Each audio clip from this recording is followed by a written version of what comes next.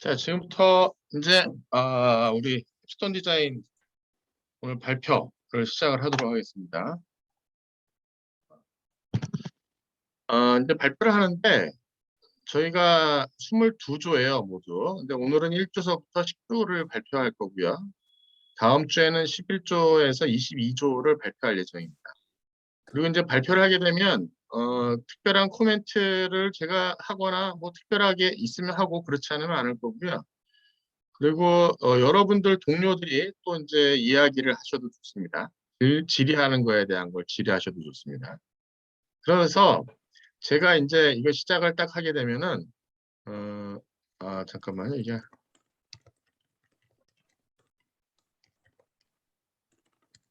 엑셀표가 안 나오죠? 왜? 잠깐만요. 화면 전체를 공유해야 되겠다. 다 올라.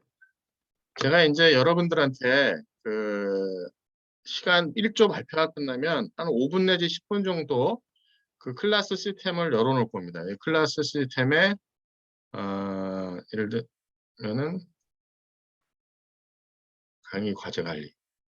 여기 캡스톤 디자인에다가 딱 1조 발표 결과 해서 업로드를 하라고 여기다 제가 10분 동안 열어놓을 겁니다. 그럼 모든 학생들이 이 제안서에 대한 걸 아주 간단하게 평가를 합니다. 내가 평가자 누구이고 어느 팀에 대한 걸 어느 발표자에 대한 거 프로젝트를 간단히 쓰셔가지고 누구라는 걸 아시게 하시고 그다음에 내가 몇 점을 주는지에 대한 걸 표시합니다. 그래서 그 점수는 1점에서 10점까지를 주는데 못했거나 평이하거나 잘했을 때 나름대로 잘했어도 8, 9, 10점 중에서 점수를 주시고 그 다음에 여기에 대한 평가 이유를 쓰시기 바라겠고요. 그 다음에 이 조가 발표한 프로젝트 내용에 향후 어떤 내용이 반영됐으면 좋겠다든가 아니면 이건 뭐 내가 보기엔 잘못됐다든가 그런 거를 이제 딱 작성을 하셔갖고 짧은 시간 내에 전부 다 업로드를 하시길 바라겠습니다. 그러면은 제가 이걸 다 업로드한 거를 모아가지고 그 이 클래스 시스템에서 딱 올라온 거 시간 딱 종료가 되면은 그거를 업로드한 걸 다 모아가지고 해당하는 조장한테 메일을 보낼 겁니다. 그 해당하는 조장한테 메일을 보내면 조장은 여기 있는 내용을 쓰고 나서 어느 평가자가 한 것이 너무 잘했다라고 해가지고 뭐 제가 여기 지금 칸은 3개를 넣습니다만 3개 이상을 주셔도 좀 좋습니다. 그래서 어느 평가자가 평가한 의견이 정말 좋다라고 하는 거를 다 표시를 하시면 됩니다. 그러니까 각 조의 조장하고 조원은 한 70여 개를 다 보셔야 됩니다. 물론 그중에 뭐 제출 안 하는 사람도 있을 테니까 그걸 다 확인을 하고 조장은 이걸 다 완성을 하고 나면 오늘 저녁에 1조에서 10조는 제가 여기 이제 강의 팀 프로젝트 관리로 놓을까요? 팀 프로젝트 관리로 놓는 게 맞을 것 같아요. 이거는 1조에서 10조는 팀 프로젝트 관리에 대한 거를 걷다가 오늘 자정까지 업로드를 하시면 되겠습니다. 자, 어떤 것인지 아시겠죠? 응? 그래서 여러분들이 그냥 가만히 딴거 듣고 있는 게 아니라 여러분들이 요 표 하나하나에 대한 거를 작성을 해가지고 업로드를 하셔야 되고요. 그 다음에 발표를 들은 발표를 한 조는 거기서 온 피드백 내용을 다 보시고 나서 자기가 반영할 거에 대한 사항을 코멘트들이 어땠는지에 대한 거를 보시고 나서 요 피드백에 대한 거를 올리시면 되겠습니다. 그래서 요건 조장이 올리면 되고 오늘은 1조에서 10조만 올리면 될 것 같습니다. 이건 오늘 자정까지. 그러니까 오늘 이제 발표한 조는 바쁩니다. 다 발표에 대한 걸 다 발표에 대한 피드백을 다 보시고 난 다음에 이게 괜찮겠다, 좋겠다라고 하는 거를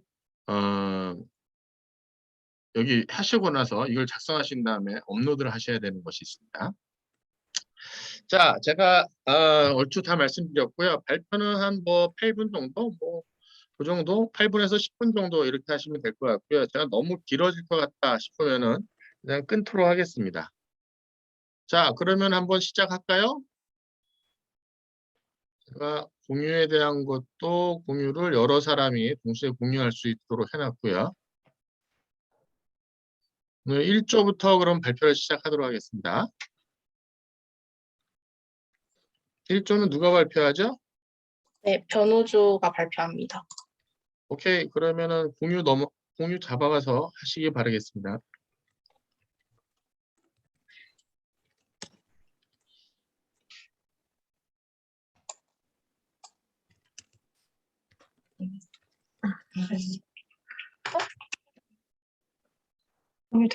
공유되었나요? 안 됐는데요. 잠시만요.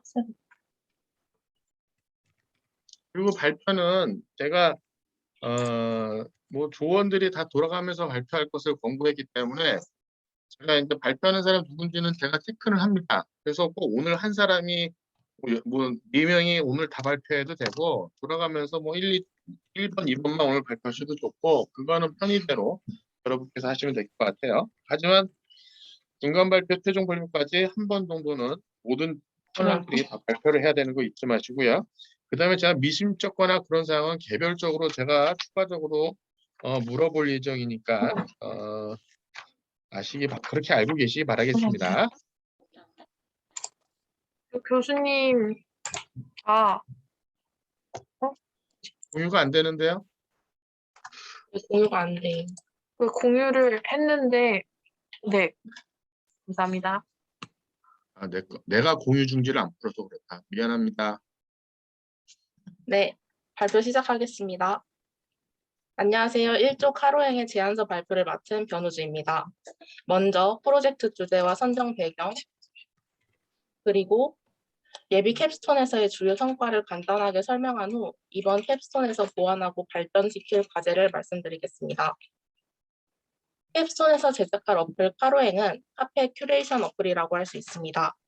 큐레이션이란 미술관, 박물관의 전시물을 설명해주는 큐레이터에서 파생된 신조어로 여러 정보를 수집하고 선별한 뒤 이에 새로운 가치를 부여하여 전파하는 것을 말합니다.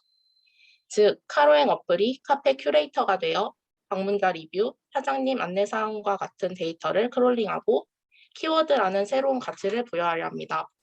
어플의 주된 목적인 사용자 맞춤형 카페 추천을 실현하기 위해 사용자가 원하는 키워드를 선택하면 필터 알고리즘을 거쳐 사용자 맞춤형 카페를 추천해줍니다.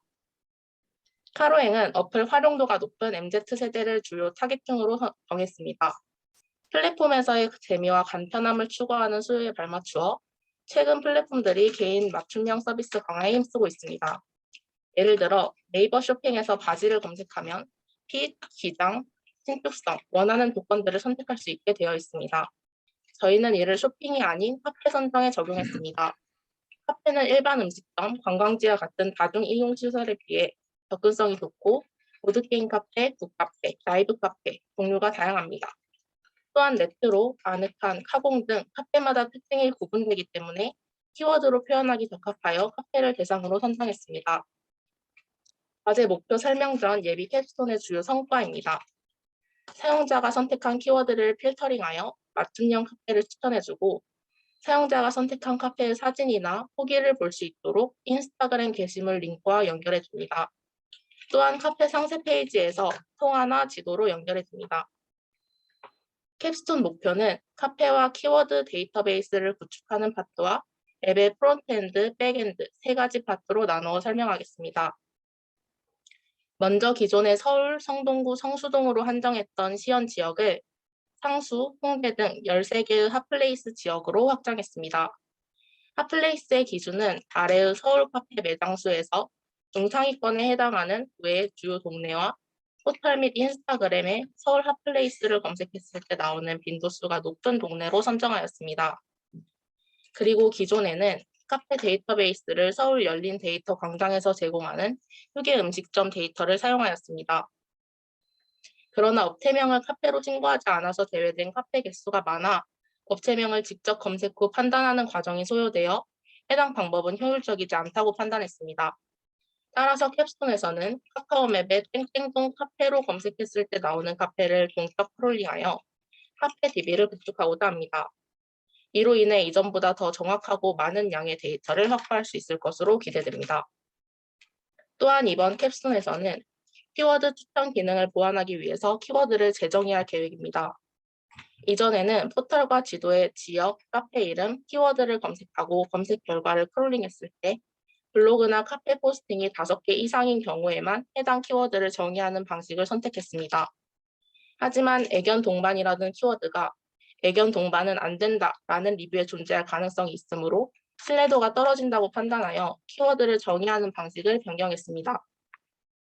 먼저 카카오맵과 네이버 지도의 상세 정보 페이지에서 정형화된 정보인 편의 정보와 사용자가 선택한 리뷰는 키워드가 존재하면 바로 판별할 수 있도록 하고, 비정형화된 정보인 카페 안내사항과 리뷰는 전체 글이 아닌 분위기를 클릭했을 때 해당하는 초록색 글씨만 가져오는 과정을 거쳐서 판별할 계획입니다. 프론트엔드 파트에서는 크게 2가지 기능을 추가할 예정입니다. 먼저 어플의 전체적인 디자인에 감성 한 스푼을 첨가할 계획입니다. 그리고 사용자의 편의성을 위한 기능을 추가하려 합니다. 사용자가 원하는 지역을 설정하는 기능, 카페를 검색하여 서치하는 기능, 네이버 지도 어플로의 연계가 아닌 카로행 앱 내에서 지도를 제공해주는 기능을 구현할 계획입니다. 또한 카카오 계정으로 로그인하는 페이지를 만들어 사용자가 원하는 카페를 담을 수 있는 찜 기능도 구현할 계획입니다. 백엔드 파트에서는 어플 사용자의 정보 및 활동 트래킹을 통해 니즈와 트렌드를 파악하고 찐 정보를 저장하고 관리하기 위해 리눅스로 서버를 구축할 예정입니다. 또한 기존의 엑셀 파일 형태로 관리하던 카페 데이터를 서버에 업로드하여 사용자가 별도의 어플을 업데이트할 필요 없이 업데이트된 정보를 사용할 수 있도록 할 예정입니다. 마지막으로 카로행 어플의 기대 성과로는 첫 번째로 사용자가 지정한 키워드에 해당하는 장소를 필터링하여 추천해주기 때문에 효율적으로 맞춤형 카페를 선택할 수 있게 됩니다. 두 번째로는 여러 포털이나 어플을 사용할 필요 없이 하나의 어플에서 카페의 상세 정보, 리뷰, 지도 등을 확인할 수 있어서 편리합니다. 마지막으로 소비자가 원하는 키워드의 카페 소비가 가능하기 때문에 맞춤형에서 더 나아가 요구형 카페 플랫폼을 구축할 수 있다고 기대합니다. 이상으로 카로행팀 제안서 발표를 마치겠습니다. 감사합니다. 네, 혹시 동료 질의가 있으십니까?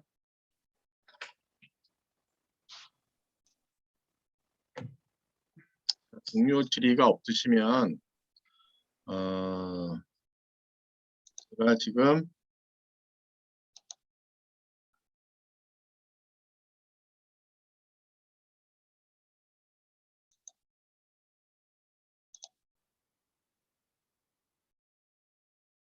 미리 좀 만들어 놓고.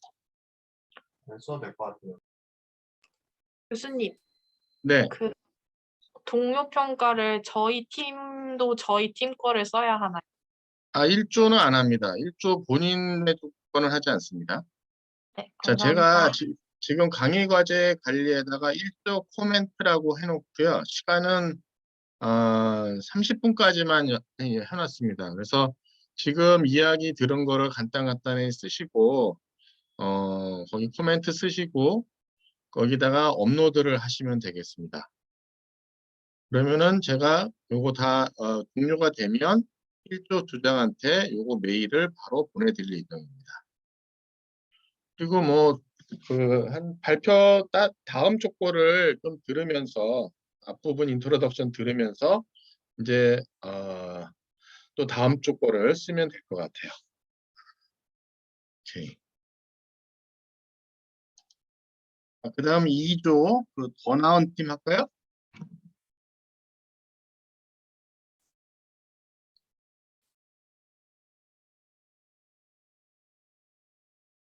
강민석 씨? 발표자 준비 중에 있습니다. 오케이. 발표는 강예인 씨가 하나요? 네, 맞습니다. 오케이.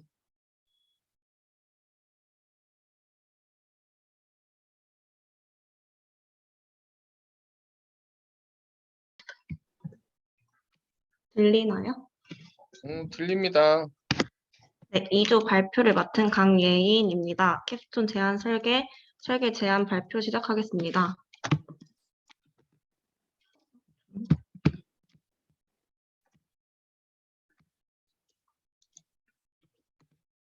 네, 먼저 목차는 예비 캡스톤 진행 결과 설명, 그리고 캡스톤 주제 설명, 그리고 웹사이트 프로토타입, 역할 분담 순으로 진행하겠습니다.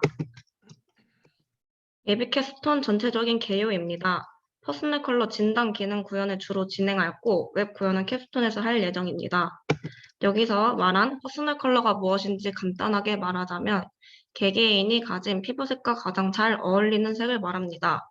크게 네 가지로 봄 웜톤, 여름 쿨톤, 가을 웜톤, 겨울 쿨톤 네 가지로 나뉩니다. 앞서 말한 딥러닝을 이용한 퍼스널 컬러 진단 기능 구현 결과입니다. 사진을 업로드하면 우측과 같이 퍼스널 컬러 진단 결과가 출력이 됩니다. 다음 가상 메이크업 기능을 더 추가하고자 립, 헤어, 아이 컬러를 변경하는 코드를 구현해 보았습니다. 예비 캡스톤에서는 퍼스널 컬러 진단을 주제로 생각했다면 이번 캡스톤에서는 퍼스널 컬러를 기반으로 조금 더 포괄적인 퍼스널 브랜딩을 주제로 선정했습니다. 퍼스널 브랜딩은 자신이 원하는 모습을 스스로 만들어 나가는 것이기 때문에 주관성에 초점이 맞춰질 수밖에 없습니다. 따라서 퍼스널 브랜딩을 함에 있어서 도움을 줄 수 있는 기능들을 추가적으로 구현할 계획입니다.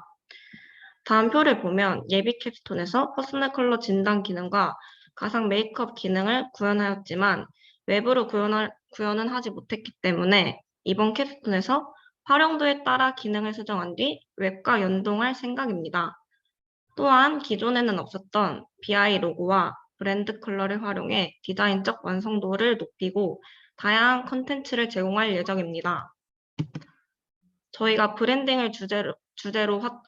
브랜딩으로 주제를 확장한 이유는 퍼스널 브랜딩이 개인의 경쟁력을 높이는 수단으로 작용하고 있고 스스로를 브랜딩하고 이를 사회 경제적으로 활용하려는 수요가 꾸준히 증가하고 있기 때문입니다. 다음 구체적인 기능과 웹 구성은 웹사이트 프로토타입을 통해 자세히 알아보도록 하겠습니다. 저희 조 이름이자 BI 로고인 더 나은의 영문 뜻은 명사로 나를 정의한다는 의미를 가지고 있고 한글로 더 나은은 더 나은 나를 만들자는 이중적 의미를 가지고 있습니다. 메인 페이지에서 퍼스널 컬러가 무엇인지, 어떻게 웹을 사용하면 좋을지, 누가 만들었는지에 대한 내용들을 메뉴바를 통해 제공하고 퍼스널 컬러 진단받기를 누르면 퍼스널 컬러 진단 페이지로 넘어가도록 합니다. 여기서 사진을 업로드하면은 백엔드에서 퍼스널 컬러 진단을 하여 진단 결과와 이에 대한 기본적인 설명이 뜨도록 합니다. 그리고 가상 메이크업을 해볼 수 있는 페이지가 나옵니다. 이 부분이 앞서 말한 주관적인 기준으로 자기에게 어울리는 색을 찾을 수 있도록 하는 부분입니다. 기존에 있던 가상 메이크업 코드가 립스틱 색의 구분이 잘 안 되는 문제가 있었기 때문에 이를 해결한 뒤 웹과 연동할 계획입니다. 가상 메이크업으로 퍼스널 컬러별 유명한 대표 립스틱 색을 RGB 값을 따와 자신에게 어울리는 립색을 스스로 판단하여 제품 구매까지 이어지도록 기능을 구현할 예정입니다. 이 페이지는 앞에서 가상 메이크업 해본 제품의 자세한 정보를 알려주고 구매처로 연결해주는 페이지입니다. 올리브영 사이트에서 제공되는 퍼스널 컬러별 추천 제품을 크롤링하여 페이지를 구현할 계획입니다. 상업적 측면으로 보았을 때 제품 추천, 유튜버 추천 등의 기능은 제품 회사 및 유튜브 홍보 연계를 통해 사업적 이득으로 확장될 수 있는 기능이라고 생각합니다. 다음은 역할 분담입니다. 역할 분담은 다음과 같습니다. 이상 발표를 마치겠습니다.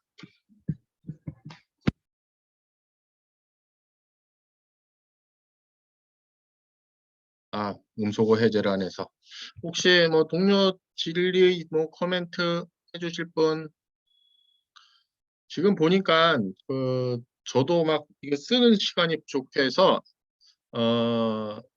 그다음에 다음 발표하는 사람 같은 경우도 코멘트 써서 이전 조에 대한 걸 평가를 해야 돼가지고 시간을 조금 드리도록 하겠습니다. 한 1, 2분 정도 드리고 그 다음 조가 발표하는 형태로 이렇게 진행을 하도록 하겠습니다.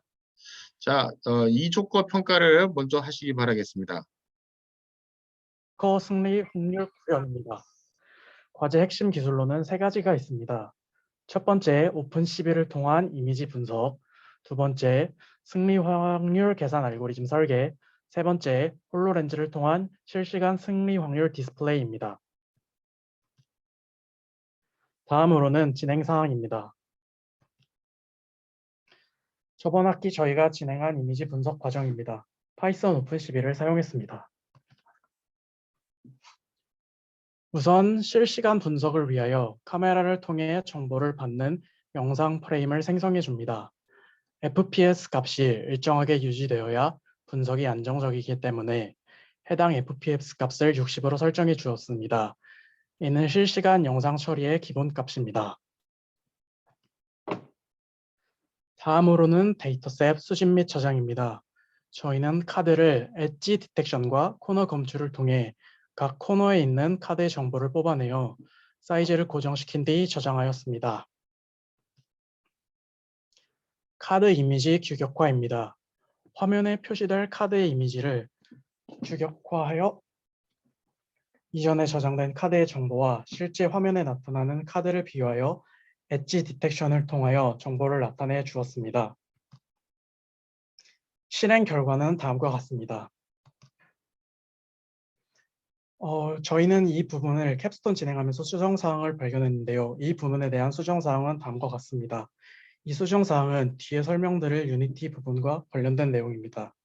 저희는 파이썬 코드를 C# 코드로 변경하기로 했는데요. 그 이유는 다음과 같습니다. 첫 번째, 유니티 내에서 파이썬을 지원해주는 파이썬 for Unity 기능이 홀로렌즈 1에서 지원해주는 버전에서는 사용이 불가능하기 때문입니다. 파이썬 지원 버전은 2020.2 버전이고 홀로렌즈는 2019.4 버전까지만 지원하기 때문입니다.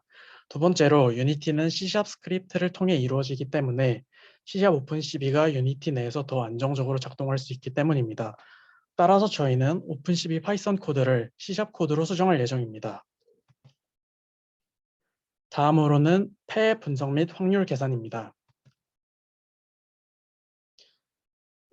이미지 분석 결과로 나온 카드의 데이터는 스트링 타입으로 해당 데이터가 알고리즘을 지나게 되면 숫자는 인트형을, 문양은 스트링형으로 변환됩니다. 해당 변환된 값을 바탕으로 폐 분석이 진행되게 됩니다. 저희가 사용한 폐 분석 함수의 원리는 다음과 같습니다. 다음과 같이 입력값이 스트링으로 들어오게 되면 해당 데이터가 이전에 설명드렸던 딕셔너리를 지나 int 및 스트링 타입으로 변환이 됩니다. 해당 int형 데이터가 들어오게 되면 폐를 오름차순으로 정렬합니다. 해당 값과 이전에 받은 문양 데이터를 0으로 초기 값을 설정해주고 비슷한 분석 알고리즘을 가진 것끼리 묶어서 폐 분석을 진행합니다. 크게 분류되는 분석 알고리즘 방법은 두 가지입니다. 첫 번째는 같은 숫자의 개수를 이용하는 법으로 해당 방법으로 분류하는 폐는 탑, 페어, 트리플, 풀하우스, 포카드가 있습니다.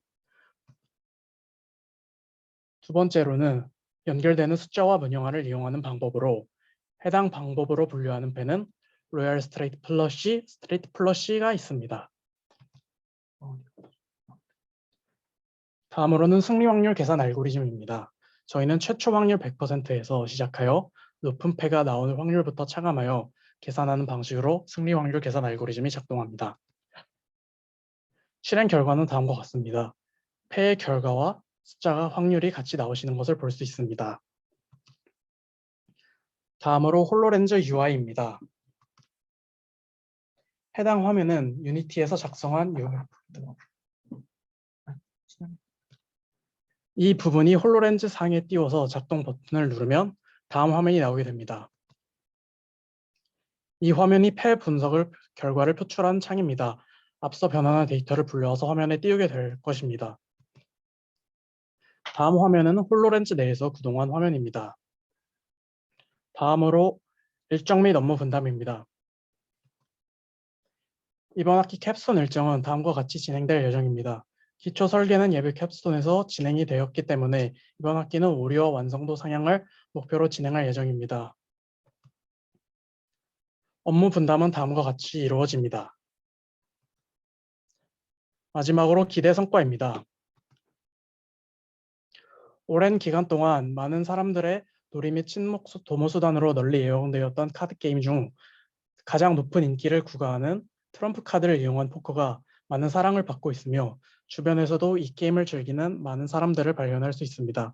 하지만 코로나 사태가 장기화됨에 따라 주로 오프라인에서 게임을 진행하는 카드 게임에 제약이 발생하였고 이는 온라인으로의 공간 이동을 촉발했습니다.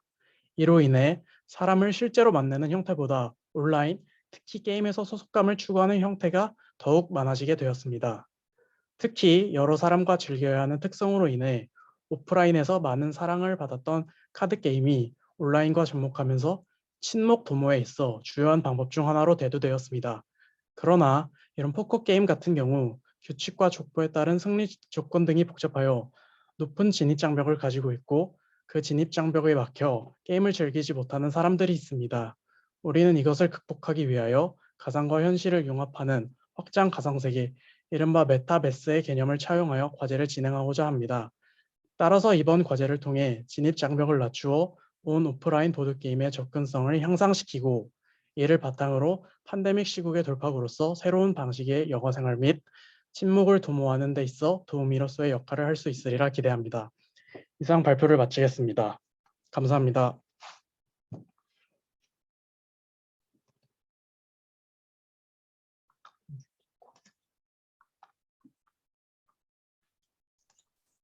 저 질문 드려도 괜찮을까요? 네. 네, 그럼 마지막에 홀로렌즈 사용하시는 거면 VR, AR을 구현하시는 거잖아요. 네. 재밌어 보여가지고 혹시 그 홀로렌즈 예산을 어떻게 잡으셨는지 여쭤봐도 될까요? 저희 교수님 연구실에 이미 장비가 있어서 해당 장비 대여해서 사용하고 있습니다. VR, AR 구현 유니티로 하시는 건가요? 네네, 유니티로 하고 있습니다. 네, 감사합니다. 그럼 VR, AR을 사용해서 이거 카드를 하는 거면 카드 게임을 VR이나 AR 상에서 카드 게임을 하는 건가요? 실제 카드는 이제 실제 카드를 사용하고 있고 홀로렌즈 내장 카메라를 이용해서 그 정보를 이제 추출해서 사용할 예정입니다. 네, 감사합니다.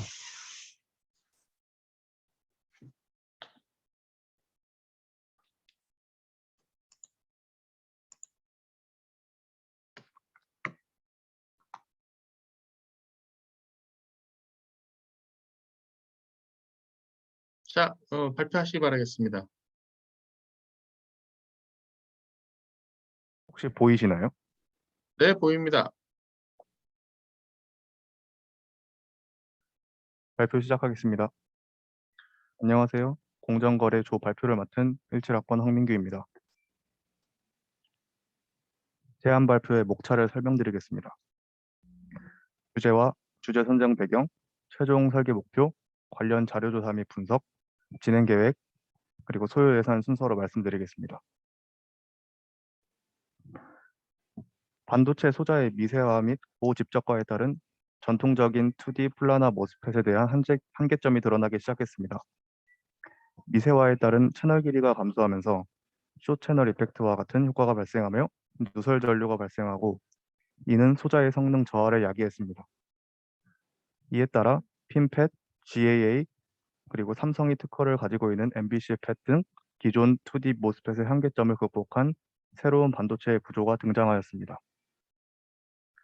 따라서 저희는 여러 개의 반도체 구조 중 현재 널리 상용화된 반도체 구조인 핀팻에 대한 내용을 심층 탐구함으로써 반도체 공정 지식에 대한 역량을 키우기 위해 이를 바탕으로 한 주제를 선정하기로 했습니다. 저희의 최종 설계 목표에 대해서 설명드리겠습니다. 반도체의 전 공정에 해당하는 산화, 증착, 이온 주입, 금속 배선, 식각, 포토 공정의 전반적인 개념을 익힌 후 이를 바탕으로 전통적인 2D 플라나 팻에 관한 단위 공정을 파악합니다. 그리고 전체적으로 위를 기반하여 최종적으로 핀팻 패브리케이션 프로세스를 순차적으로 도식화하는 것이 최종 목표입니다.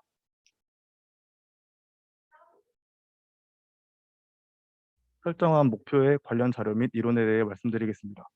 첫 번째로 반도체 8대 공정, 두 번째로 전통적인 2D 모스펫인 플라나 팻, 그리고 세 번째로는 핀팻에 대해 말씀드리겠습니다. 반도체는 상당히 복잡한 과정을 거쳐 탄생하게 됩니다. 소위 반도체 8대 공정이라고 불리는 단위 공정을 적용하여 제작됩니다. 반도체 제작 공정은 클린룸에서 진행되는 전공정, 후공정으로 나뉘어 있습니다. 전공정은 산화 증착, 이온 주입, 금속 배선, 식각, 포토 공정이고, 후공정은 웨이퍼를 테스트하고 포장하는 공정이기 때문에 저희는 전공정에서 진행되는 공정에 대해 도식화하는 것으로 목표를 잡았습니다. 모어의 법칙은 반도체 집적 회로의 성능이 24개월마다 2배로 증가한다는 법칙입니다. 기울기가 가파른 직선이 이론적으로 계산한 그래프이며 원만한 직선은 실제값을 반영한 그래프입니다. 이는 거의 들어맞고 있으며 지금까지 소자의 미세화 및 고집적화가 진행되어 왔습니다. 아래는 반도체 양산 초기 생산된 플라나 모스펫의 구조입니다. 전통적인 2D 플라나 모스펫은 미세화에 따른 기술적 한계에 봉착합니다. 미세화에 따라 채널 길이가 감소하게 되고 숏 채널 이펙트가 발생하게 됩니다. 이는 트랜지스터의 채널에 누설 전류를 발생시켜 소자의 퍼포먼스를 떨어뜨리게 합니다. 이를 대체하여 등장한 것이 핀펫이며 모양은 아래와 같습니다. 핀펫은 게이트 모양이 물고기 지느러미와 비슷해 핀펫이라고 불리게 되었습니다. 핀펫의 구조는 3면 게이트 전극으로 채널을 둘러싸 게이트와 채널과의 접점 면적을 키워 기존 평면 트랜지스터가 숏 채널 이펙트를 개선한 효과가 나타나게 됩니다. 따라서 누설 전류가 줄어들고 기존 플라나 트랜지스터보다 단위 면적당 구동 전류도 높습니다. 즉 기본적인 평면 트랜지스터는 2차원 평면 한 면으로만 전류가 흐르지만 핀펫은 핀의 양면 그리고 윗면까지 3차원적으로 입체적인 3개 면을 통해 훨씬 많은 양의 전류를 보낼 수 있습니다. 다음으로 저희 조의 진행 계획에 대해서 말씀드리겠습니다. 3월에는 반도체 물성, 반도체 8대 공정 및 2D 플라나 모스펫 제작을 위한 단위 공정 파악, 4월에는 핀펫 제작을 위한 단위 공정 파악, 정확한 규격의 최종 핀펫 도면 제작, 5월에는 핀펫 공정 단계별 도면 세밀화, 6월에는 최종 결과물 검토 및 수정 예정에 있습니다. 발표 들어주셔서 감사합니다.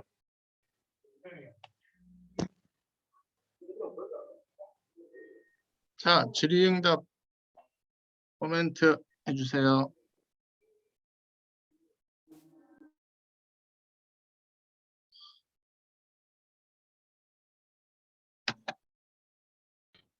혹시 도면 설계에는 어떤 툴을 사용하는지 여쭤봐도 될까요?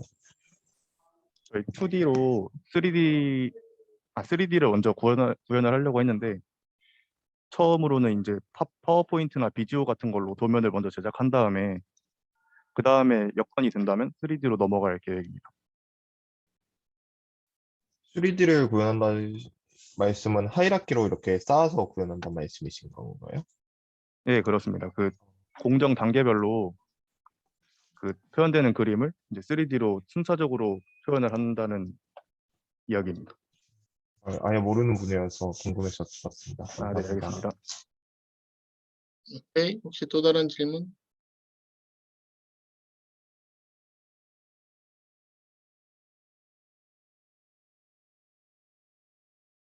자, 그러면은 다음 주 또 할까요? 5조.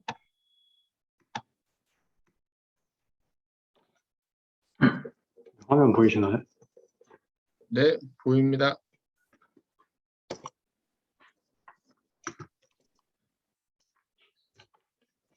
네, 5조 발표 시작하겠습니다. 네, 안녕하세요. 캡스톤 설계 인렉 세미조 발표 시작하겠습니다. 목차로는 저희의 연구 주제, 예상 결과물, 진행 과정, 그리고 주 연구 내용 순서대로 발표하겠습니다. 먼저 저희의 연구 주제입니다. 저희는 예비 캡스톤 때부터 SAR ADC 회로 설계를 주제로 적었습니다. 이 SAR ADC는 들어온 아날로그 신호를 내부의 DAC에 의해 생성된 전압과 여기 이 비교기로 여러 번 비교해서 디지털 값을 출력해 준다는 점에서 축차 비교형 ADC라고 불립니다. 사실 ADC를 구현하는 방법은 플래시 ADC나 파이프라인 ADC 같은 다른 회로들도 있습니다. 하지만 저희는 이러한 ADC가 가진 장점보다 이 SAR ADC가 가진 그 직접도가 높은 점과 그 전력 소모가 낮은 점, 그 점들에 중점을 두어서 이러한 ADC를 설계하기로 했습니다. 이 SAR ADC를 형성하는 주요 부분으로는 다음과 같이 여기 샘플 앤 홀드 회로, 그리고 DAC, 비교기, SAR 로직 같은 부분들이 있습니다. 예비 캡스톤 과정에서는 이러한 회로에 쓰이는 소자에 대한 공부를 집중적으로 하였습니다. 예를 들어 저희가 가장 많이 쓰게 될 모스펫 소자의 IV 곡선, CV 곡선, 기생 커패시터 성분 같이 소자의 특성에 대한 것을 중점적으로 공부를 하였고, 이러한 소자들을 이용하여 논리 회로, 플립플랍 같은 것들을 설계하였습니다. 이번 캡스톤에서는 저희는 이러한 예비 캡스톤을 통해 학습한 내용을 바탕으로 SAR ADC의 핵심이 되는 DAC 부분, 그리고 비교기, SAR 로직 같은 회로들을 설계한 후 최종적으로 ADC를 완성시키는 것이 목표입니다. 이러한 SAR ADC는 아날로그 신호를 디지털 신호로 바꿔주는 작업이 필요한 다양한 분야에서 사용됩니다. 이 그림에도 나와 있듯이 X선 감지 시스템뿐만 아니라 통신이나 신호 처리, 의료기기, 컴퓨터, 음성 인식 같이 많은 분야에서 사용되게 됩니다. 저희의 목표는 앞에서도 말씀드린 것처럼 SAR ADC 회로 설계입니다. 먼저 8비트의 SAR ADC를 설계할 예정이고, 단순 설계만 하는 것이 아니라 예비 캡스톤에서 여러 가지 소자와 논리 회로를 학습한 것을 바탕으로 얼마나 더 작은 면적을 차지할 수 있는지, 그리고 얼마나 더 빠르게 동작시킬 수 있는지 등을 고려하여 좀 더 보완된 회로를 설계할 예정입니다. 이러한 성능 향상을 위한 방법으로 이 뒤에서 나올 모스펫의 크기를 건드린다든지 커패시터의 크기를 다르게 설정하는 등 여러 가지 방법으로 성능을 향상할 예정입니다. 다음으로는 진행 과정 요약으로 저희가 설계하였고 앞으로 회로에서 많이 사용하게 될 주요 부분을 정리해 봤습니다. 먼저 트랜스미션 게이트인데, 트랜스미션 게이트는 이렇게 N타입 모스펫과 P타입 모스펫이 위아래로 배치되어 있는 구조로 각 모스펫의 게이트 부분에 인가되는 전압에 따라 앞에 신호를 전달해 주거나 차단해 주는 역할을 하게 됩니다. 오른쪽 시뮬레이션 결과를 보시면 저희가 게이트 전압을 조절하여 어떠한 전압이 뒷단에 전달되도록 설계를 해놨기 때문에 밑에 인풋 값이 아웃풋 값에 반영되는 것을 알 수 있습니다. 이 트랜스미션 게이트는 회로 내에서 스위치처럼 작동이 가능하여서 앞으로 회로 설계에서 많이 사용될 것으로 생각됩니다. 다음은 디플립플랍입니다. 정보를 저장하는 기능을 하는 회로로 이번 설계뿐만 아니라 다양한 분야에서 많이 쓰이는 플립플랍으로 알고 있는데, 앞에서 구현했던 이 트랜스미션 게이트와 저희가 학습한 인버터를 통해 설계하였으면 클락이 올라갈 때마다 뒷값이 저장되는 것을 볼 수 있습니다. 오른쪽 시뮬레이션 결과를 보시면 여기 첫 번째 클락이 올라가는 지점에서 뒷값이 아웃값이 이렇게 저장되는 것을 알 수 있고, 두 번째 클락에서도 뒷값이 0이니까 그 0이 아웃에 이렇게 저장되는 그런 모습을 볼 수 있습니다. 다음은 CDAC 커패시터를 이용한 DAC 회로입니다. 이 회로는 전화량 보존 법칙을 이용한 구조로 이제 오른쪽 그림을 보시면 기준 전압 1V부터 0.5, 0.25, 0.125 이렇게 2분의 1씩 내려가는 것을 알 수 있습니다. SAR ADC는 이렇게 생성된 전압들을 이용하여 어떤 아날로그 전압이 들어오면 그 전압이 예를 들어 1V보다 큰지 작은지, 만약에 1V보다 작다면 또 500mV보다 큰지 작은지 이렇게 순차적으로 비교해서 최종적으로 디지털 값으로 변환해주는 역할을 하게 됩니다. 저희의 목표는 8비트 ADC이기 때문에 이러한 과정도 8번을 진행시켜 줄 수 있는 CDAC를 설계할 예정입니다. 그리고 이 CDAC에 관한 중요 이슈와 다른 트랜지스터에 비해서 차지하는 면적이 좀 큽니다. 그리고 이 커패시터의 크기가 가장 작은 것부터 이렇게 2배씩 증가하는 구조이기 때문에 이러한 단위 커패시터를 어느 정도까지 줄일 수 있을지 이게 설계에서 가장 중요한 과제가 될 것으로 생각됩니다. 네, 저희 연구 내용은 앞에서의 회로 설계와 더불어 크게 두 가지, 속도 계산과 집적도 형상 부분에 집중을 할 예정입니다. 순차적으로 비교해서 한 번에 출력해내는 방식이기 때문에 다른 구조의 ADCV에 비해 속도가 느리다는 단점이 있을 수 있습니다. 따라서 각 구성 회로의 속도를 분석해서 어느 정도까지 빠르게 사용할 수 있을지, 이게 앞으로 연구해 나갈 주요 과제 중 하나라고 생각되고, 집적도 향상 부분은 앞에서 소개해드렸던 그 CDAC가 가장 크게 면적을 차지하기 때문에 그 사용된 커패시티의 크기를 얼마나 줄일 수 있을지, 그리고 회로에서 좀 불필요한 부분은 없앨 수 없는지, 이러한 점들을 고려하면서 회로를 설계할 예정입니다. 이상 발표 마치겠습니다. 감사합니다. 오케이. 질문, 코멘트.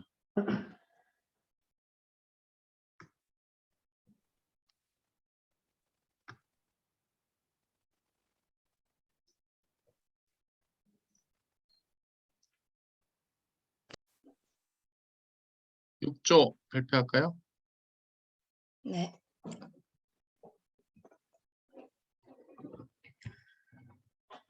안녕하세요. 온라인 학교 친구 만들기 어플리케이션 라떼는의 발표를 맡은 고백조의 이송이라고 합니다. 주제 선정 이유, 주요 기능, 프로젝트 구성, 업무 분장 및 혹시 보이시나요? 약간 맨 앞에 잠시 좀 보여주고 앞에 네. 라떼는이고요. 보입니다. 해주세요. 네. 주제 선정 이유, 주요 기능, 프로젝트 구성, 업무 분장 및 일정 계획, Q&A 순으로 발표하도록 하겠습니다. 먼저 주제 선정 이유에 대해 말씀드리겠습니다. 코로나19가 시작되면서 대학교에 새로 입학한 학생들이 제대로 된 대학 생활을 해보지 못한 세대를 코로나 학번이라 한다고 합니다. 왼쪽 기사에 따르면 코로나 학번의 신입생들은 코로나 이후 우울감을 경험한 적이 있다에 80%가 예라고 대답했고 그 이후로 사회적 교류 축소를 가장 큰 이유로 꼽았습니다. 또한 무려 95.5%가 학내 구성원과의 교류 빈도가 줄었다고 답했습니다. 오른쪽 기사에 따르면 코로나19로 달라진 대학 생활 중 가장 아쉬운 점으로 학업 외의 활동을 자유롭게 하지 못하는 점과 선후배 친구 간의 교류가 적어진 점이라고 답했습니다. 이러한 코로나 학번 대학 생활의 비애를 해결하고 다시 코로나 이전의 상황으로 돌아가자는 의미에서 라떼는 이라고 프로젝트 이름을 선정하였습니다. 다음으로는 주요 기능에 대해 말씀드리겠습니다. 먼저 저희 어플리케이션의 동작 설명을 간략하게 진행하겠습니다.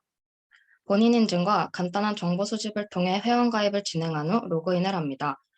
웹의 홈 화면에서 관심사 혹은 대화 카테고리를 선택하여 채팅을 할 수 있게 됩니다. 채팅은 선호에 따라 개인 혹은 그룹을 선택할 수 있게 되고 범죄 예방을 위해 메시지를 검열할 예정입니다. 또한 홈 화면에는 내 정보를 보거나 수정할 수 있고 학교 정보, 홍보 게시판 등도 확인이 가능합니다. 각 기능에 대해 자세히 설명드리겠습니다. 우선 회원가입은 SMS 기반 본인 인증으로 진행을 하여 신원 확인이 되지 않은 사람은 이 웹을 사용할 수 없도록 할 것입니다. 또한 2단계 인증을 이용하여 로그인 보안을 강화할 예정입니다. 다음으로는 온라인에서의 만남을 활발하게 진행할 수 있도록 나이, 성별 혹은 MBTI와 같은 관심사 등을 토대로 추천 친구 혹은 추천 채팅방을 알려주고 실시간으로 메시지를 주고받을 수 있도록 할 것입니다. 다음으로는 엘라스틱 스택을 이용해 웹서버 로깅 파일을 비교 및 분석할 계획입니다. 보안 강화 전과 보안 강화 후를 비교하여 분석한 결과물을 키바나를 통해 시각화하여 보여줄 계획입니다. 또한 SQL 인젝션과 크로스 사이트 스크립팅과 같은 웹서버 공격에 대한 보안 코드를 작성하여 웹서버 공격을 예방하여 개인정보 보호를 강화할 것입니다. 앞서 말한 엘라스틱 서치를 이용해 주기적으로 트래픽과 사용량을 측정하고 측정된 값을 시각화를 이용하여 결과물로 보여줄 예정입니다. 웹서버에 접속하는 인원을 극대화하기 위해 다중 접속으로 인한 문제점을 최소화시킬 코드를 작성할 계획이고 서버 접속과 관련된 로깅 파일을 수집하여 비교 및 분석할 예정입니다. 다음으로는 프로젝트 구성에 대해 말씀드리겠습니다. 저희 프로젝트는 서버端 구성에는 스프링을, 프론트엔드에는 리액트를 이용할 예정입니다. AWS를 이용하여 웹 서비스를 제공하고 MySQL을 통해 데이터베이스를 관리할 예정입니다. 마지막으로 업무 분장 및 일정 계획에 대해 말씀드리겠습니다. 웹의 동작을 보여주는 웹페이지 제작은 모든 조원이 참여하고 보안 강화는 김상엽 조원이, 서버는 김아론 조원이, 데이터베이스는 이송희 조원이 각각의 초점을 맞추어 프로젝트를 진행할 것입니다.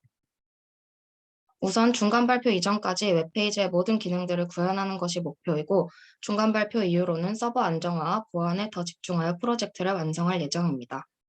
이상으로 발표를 마치겠습니다. 질문 있나요? 질문해 주시기 바라겠습니다. 질문 하나만 드려도 될까요?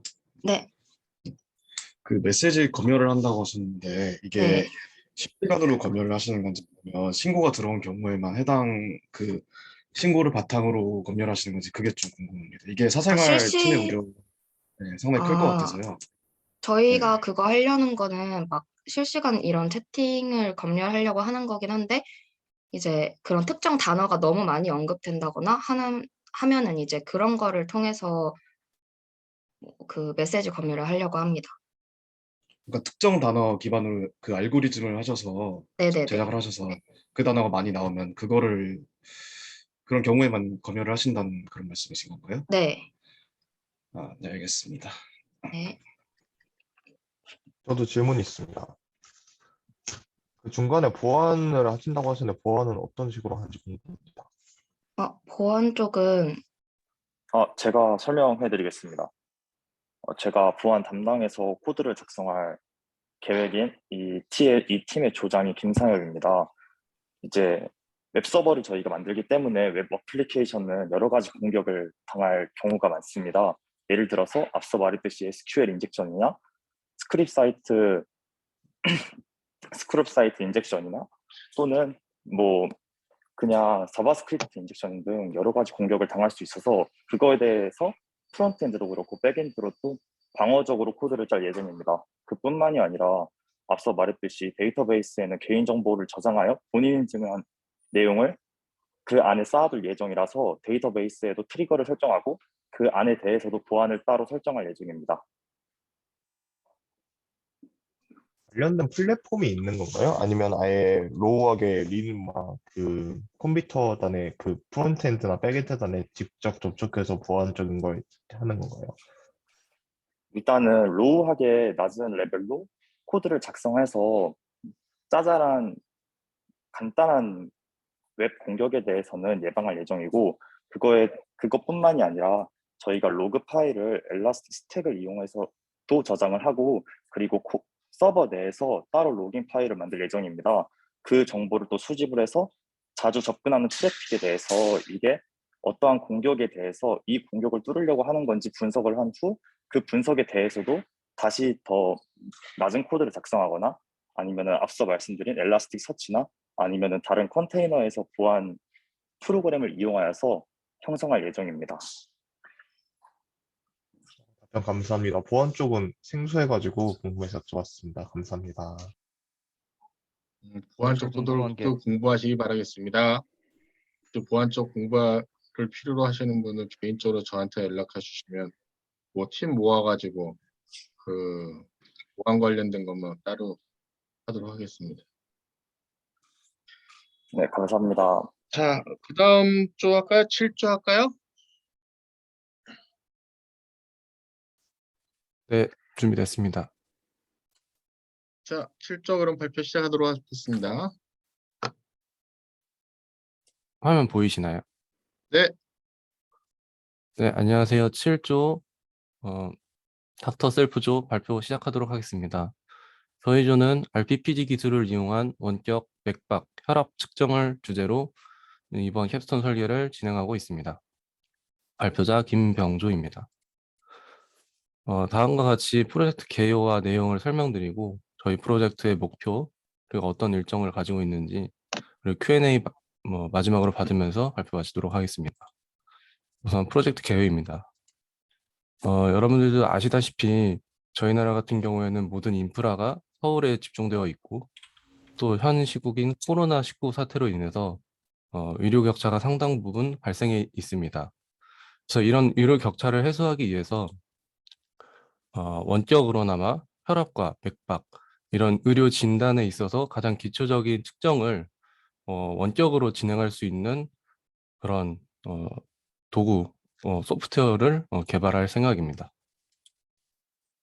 저희 프로젝트는 크게 4단계로 구성이 되어 있습니다. 우선 사람의 얼굴을 인식하는 비디오 프로세싱, 그다음에 이 사람의 얼굴에서 도출되는 RPPG 신호 측정하고 그 뒤에 그 신호를 분석하여 주파수를 분석한다든가 혈류량을 분석하는 과정이 있습니다. 그리고 4번째로 맥박과 혈압을 도출하여 수치화하는 작업을 최종적으로 하게 됩니다. 더 자세히 내용에서 말씀드리도록 하겠습니다. 우선 비디오 프로세싱에는 이렇게 사람의 얼굴에 관심 영역을 추출해야 합니다. 이 관심 영역을 리전 오브 인터런스라고요, ROI라고 하고요. 이런 영역을 설정하고 이런 영역에서 가시광선을 주로 추출하는 작업을 하게 됩니다. 그 다음에 가장 핵심적인 부분이라고 할 수 있는 RPPG 신호 측정입니다.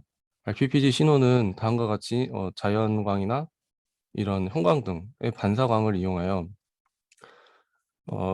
우리 눈에는 잘 보이지 않지만 카메라로는 인식할 수 있는 이런 피부의 RGB 값이 바뀌게 됩니다. 이런 바뀌는 값을 근거로 하여 변화되는 값을 측정할 계획입니다. 그 다음은 신호 분석입니다. 저희 같은 경우에는 혈압과 맥박을 측정하기 때문에 맥박 같은 경우에는 이런 FFT 같은 주파수 분석 기능을 활용하여 주기를 측정할 계획이고요. 그다음에 혈압 같은 경우에는 이런 반사된 빛에서 정보를 도출하여 혈류량을 측정하여 그것을 통해서 혈압을 도출해낼 계획입니다. 그렇게 해서 최종적으로 이렇게 오프라인으로 실제 혈압 측정 기기로 측정한 데이터와 그다음에 이런 RPPG를 이용해서 측정한 데이터를 비교하여 최대한 비슷한 결과를 도출할 수 있게끔 설계를 할 계획입니다. 다음은 프로젝트 목표입니다. 프로젝트 목표는 앞서 말씀드렸듯이 이런 의료 격차를 해소하기 위해서 시간과 공간의 제약을 벗어나고 그다음에 위급 환자 같은 경우 아니면 만성 질환을 가지고 있는 환자 같은 경우에는 상시 모니터링이 가능하게끔 쉽고 빠른 모니터링이 가능하게끔 할 계획입니다. 그리고 우리나라 의료계가 탄탄한 만큼 이를 좀 더 보완 발전하는데 기여하고 싶은 바입니다. 다음 프로젝트 일정입니다. 여기 보시면은 데이터셋 수집과 모델 훈련에 상당히 많은 시간이 할애되어 있는 것을 볼 수 있는데요. 그만큼 저희 조는 이런 딥러닝, 머신러닝 기술이 좀 메인이 될 것 같습니다. 다음은 Q&A 받고 발표 마치도록 하겠습니다. 감사합니다. 질문해 주시면 감사하겠습니다. 네, 질문 코멘트 해주시 바라겠습니다. 저 질문 하나 있습니다. 네, 말씀해 주십시오. 네, 이제 실시간으로 비대면을 통해서 지원하는 거면 네네. 잠시만요. 네, 지금 들리시나요? 네, 잘 들립니다. 스피커를 죽여놓고 하세요. 지금 들리시나요? 말하는 거? 네네, 들립니다. 잘 들립니다. 네, 이제 반사대 빛에 대한 RGB 값을 이제 따온다고 하셨는데 이거 실시간으로 네. 진행이 되는 거잖아요. 네네. 네네, 그러면 카메라의 성능에 따른 측정도 차이가 발생을 할 텐데 이거에 대해서는 어떻게 해소를 해주시는 건가요? 그 카메라 성능 같은 부분에는 저희가 자료 조사를 해본 결과 그렇게 일반적인 스마트폰 카메라 같은 많이 보급되어 있는 카메라로도 충분히 결과 도출이 가능하다는 자료를 저희가 읽어봤고요. 그래서 카메라 화질에 대한 문제는 다소 네, 많이 좀 해결이 될 것 같습니다. 쉽게. 네. 이제 주제 선정 이유가 이제 의료 격차를 해소시키기 위함이라고 하셨는데, 네네. 그러면 일단 그런 기초적인 의료 지원을 못 받는 대상으로 한 건가요? 아니면은 그냥 지금처럼 코로나 상황이라서 대면 진료가 불가능한 상황을 염두에 두고 하신 건가요? 사실 뭐 둘 다 해당이 될 수 있을 것 같습니다. 코로나 상황이면은 지금 같은 경우에는 확진자나 아니면 확진자의 가족, 동거인 같은 경우에는 격리를 하지 않습니까? 그러면은 이제 아무래도 지금 같은 경우는 전화로 원격 진료를 하고 있는 걸로 알고 있는데, 이런 혈압이나 맥박 같은 데이터가 조금 더 확보된다면은 의료 진료 보는 측면에 있어서 좀 더 원활할 것 같고요. 그다음에 의료 격차 해소 같은 부분에도 뭐 충분히 기여를 할 수 있을 것 같습니다. 아, 네, 감사합니다. 네, 감사합니다. 저도 질문 하나 드려도 될까요? 네, 감사합니다. PPG 같은 경우는 제 주변에도 실험을 하는 걸 본 적이 있는데, 혹시 실험 데이터를 어떻게 구하실 생각이신지, 오픈소스를 사용하실 생각이신가, 아니면 직접 연구를 통해서 데이터를 수집하실 생각이신가요? 아무래도 데이터 세트 같은 경우에는 많은 수가 확보되면 좋아서, 저희가 지금 공개된 데이터 셋이나 아니면 좀 가격이 있더라도 이런 좀 유료로 구매할 수 있는 데이터 셋들을 찾아보고 있는데, 아직까지 유의미한 데이터 셋은 확보가 되지 않고 있는 상태고요. 그다음에 이럴 경우에는 직접 데이터를 수집할 계획입니다. 약 4만 원 안팎의 이제 간단한 혈압 맥박 측정 기계가 있는데, 그걸 활용해서 저희 지인이나 아니면 학교에서 좀 뭔가 공개된 선상에서 동의를 받고 측정할 수 있는 그런 단계를 진행해 보면 어떨까. 근데 이럴 경우에는 약간 데이터셋이 좀 다소 부족할 것 같긴 합니다. 네, 이상입니다. 네, 최근에 연구하는 걸 봤던 주제여가지고 관심 있어서 여쭤봤습니다. 감사합니다. 감사합니다.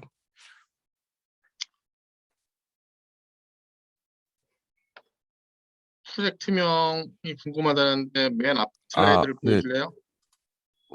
여기 따로 제가 안 써놔가지고요. 프로젝트 명이야? 그 중간에 있는 요거. 네. 오케이. 자, 지금 시간이 1시 12분입니다.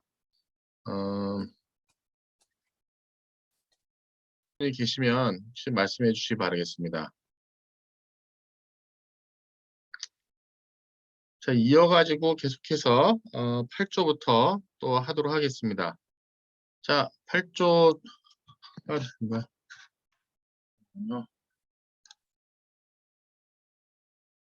8조 김예진 씨? 네. 화면 보이시나요? 네, 보입니다.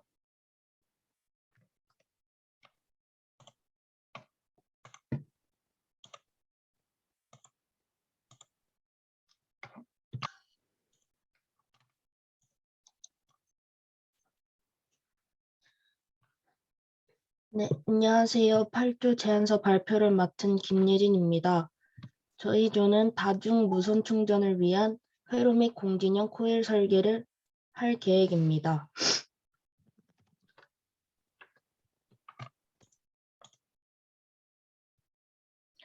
프로젝트 목표, 예비 캡스톤 진행 내용, 캡스톤 진행 계획, 일정 및 역할 분담, 레퍼런스 순으로 발표를 하겠습니다.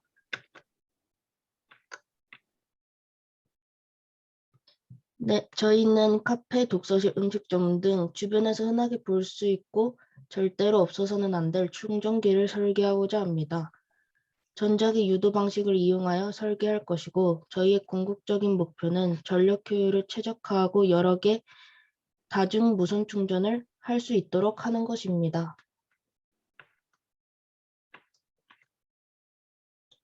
예비 캡스톤 때 NE555 발진 회로와 정류 회로를 이용하여 무선 전력 전송 시스템을 한번 구현해 보았습니다. 코일을 이용하여 무선 전력 전송을 하였고 최종 결과로 3.3V 볼트 정도가 나왔으며 LED 불을 켜는 것으로 마무리하였습니다. 예비 캡스톤을 하면서 코일에 한계가 있어 전력 효율이 낮았는데요. 이러한 아쉬운 점을 이번 캡스톤 설계를 통해 더 발전시킬 계획입니다.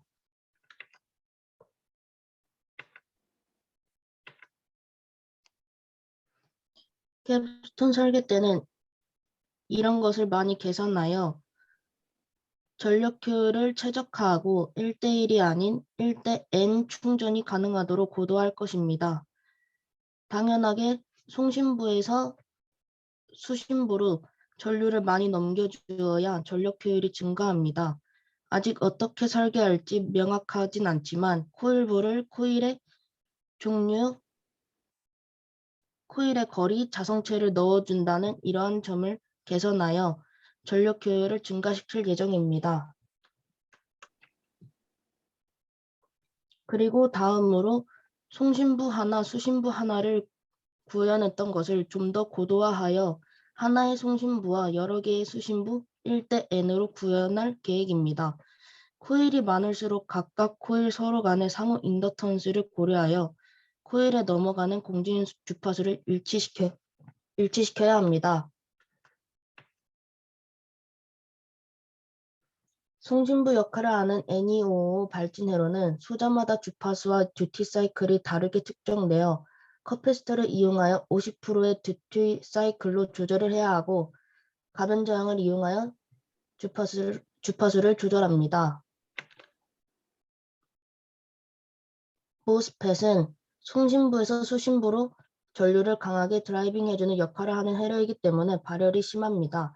전압이 잘 인가되고 있는지 전류가 급격하게 올라가진 않는지 확인해야 합니다.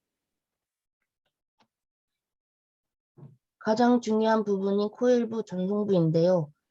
전력 효율을 최적화하기 위해선 공진 주파수를 맞추어야 코일과 코일 사이의 전력 효율이 증가합니다. 그렇지 않으면 전력 효율이 급격하게 떨어지게 됩니다.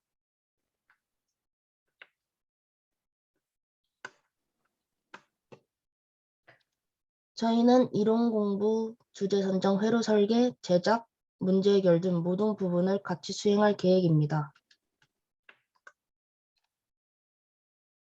일정은 이렇게 진행할 예정입니다. 저희가 참고한 레퍼런스들입니다. 감사합니다.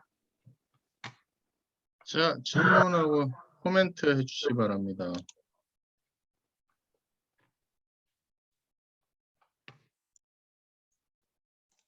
혹시 그 거리는 얼마나 가능한가요?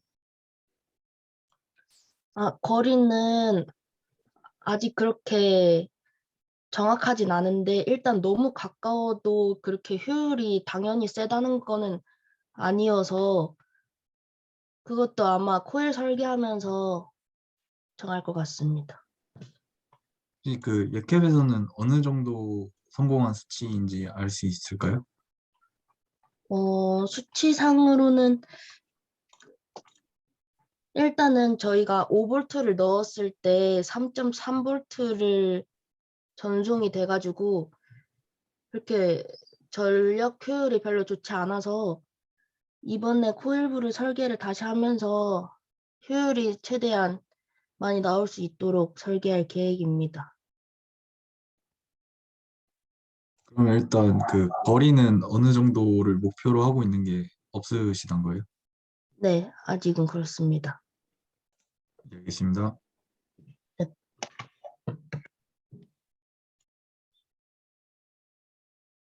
다른 질문, 코멘트?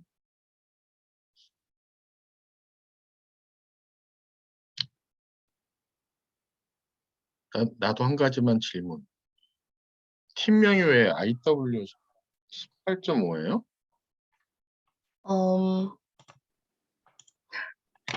저희가 그 인덕티브 커플링 WPT를 하고 있어서 IW이고요. 저 18학번이랑 19학번 사이여서 8.5로 하였습니다. 오케이. 네. 참신하네. 네. 코멘트 쓸 시간 충분히 된 것 같아서요. 그다음 구조 발표하도록 하겠습니다.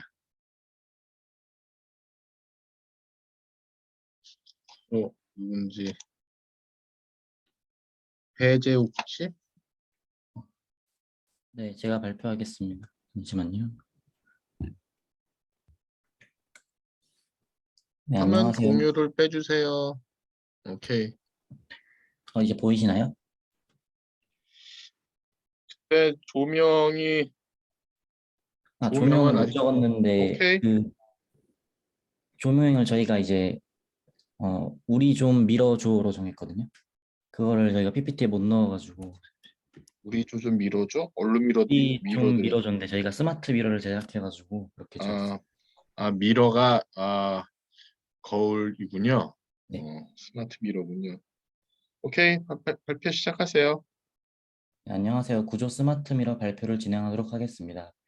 저희 조는 조금 더 명확한 주제를 선정하고자 예비 캡스톤과는 별개로 새로운 주제를 선정했기 때문에 다른 분들처럼 세부적인 내용이나 진행 과정 등을 아직 모두 담지 못했는데 양해 좀 부탁드립니다.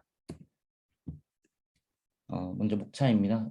제안서에 기재된 내용과 같이 과제 목표, 과제 내용, 기대 성과, 업무 일정이 있고요. 제일 먼저 과제 목표로 시작하도록 하겠습니다. 가장 중요한 목표는 일단 일상생활에서 활용 가능한 스마트 미러를 제작하는 것이고요.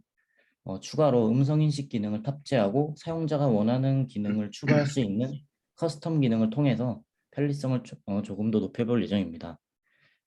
이제 커스텀 기능이라 하면은 원하는 기능을 추가하는 건데 저희가 지금 생각하고 있는 거는 전날 놓쳤던 스포츠 뉴스 같은 거를 추가하거나 아니면 게임하시는 분들을 위해서 게임 정보, 전적 검색과 같은 게임 정보를 추가할 수 있는 기능을 생각하고 있습니다. 그다음에 저희가 필요 물품을 이제 보여드리는데 그 이유로는 하드웨어 부분은 최소한의 물품으로 제작을 하여서 모두 완성된 후에는 조금 더 복제 같은 걸 쉽게 해서 여러 사람들이 사용 가능하게 할 수 있다는 걸 보여드리고 싶고요. 일단 기본적으로 라즈베리 파이를 기반으로 하기 때문에 라즈베리 파이가 필요하고 소형 LCD 모니터, 사실 큰 걸로 하면 할수록 조금 더 큰 거울에 투영할 수 있어서 좋지만 사실 저희가 그 정도까지는 환경상의 문제가 있어서 소형 모니터를 선택했고요. 마지막으로 하프 비너 필름을 통해서 거울의 효과를 내도록 할 예정입니다. 저희는 아까 말씀드린 것처럼 라즈베리 파이를 기반으로 하기 때문에 리눅스를 기반으로 스마트 미러 프로그램의 개발 환경으로 라즈비안을 사용할 것이고 CSC와 HTML을 통해서 스마트 미러의 기본 레이아웃과 인터페이스를 구현할 것입니다. 마지막으로 이제 자바스크립트 언어를 개발할 수 있게 Node.js라는 플랫폼을 사용할 것이고요. 저희가 생각하는 최종 스마트 미러의 모습은 다음과 같은데 아까 말씀드린 것처럼 이렇게 큰 전신 거울은 아마 사용이 힘들 것으로 생각이 되고요. 조금 더 크기를 줄이거나 할 생각입니다. 먼저 상단부에 날짜 및 시간이 나오게 되고 양옆에 날씨 정보와 오늘의 일정 등이 간략하게 표현이 되고요. 아까 커스텀 기능을 통해서 저희가 이제 추가하기로 한 스포츠 뉴스 같은 것을 좀 잘 보이는 곳에 배치를 하면서 전날 놓쳤던 기사들을 볼 수 있게 할 예정입니다. 만약에 이렇게 전체적인 거울에 투영하는 것이 힘들다고 생각될 때는 특정 부분에만 모니터를 사용하여서 정보를 내보낼 생각이고요. 사실 저희가 이제 이거를 만들고 났을 때 가장 큰 기대 성과는 결국 편의성입니다. 시간과 저희가 아침에 일어났을 때랑 저녁에 자기 전에 거울을 통해서 볼 때 조금 더 풍요로운 삶을 가질 수 있도록 그러한 효과를 낼 수 있는 것이 저희의 궁극적인 목표고요. 업무 일정은 다음과 같고 저희가 역할 분담 같은 경우는 모두 똑같은 역할을 하기 때문에 넣지 않았습니다. 감사합니다. 자, 코멘트나 질문해 주시기 바라겠습니다.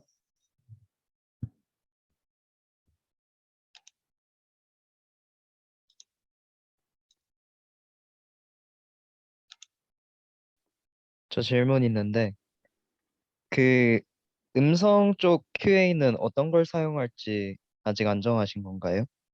네, 저희가 여러 개를 찾아보고 있는데 사실 이게 음성 쪽이 할 수 있는 방법이 여러 개가 좀 다양한 것 같아가지고 아직 조원들끼리도 합의가 좀 덜 된 상황이라 추가로 중간 아, 발표 때 조금 더 명확하게 얘기해 드리도록 하겠습니다. 네, 감사합니다.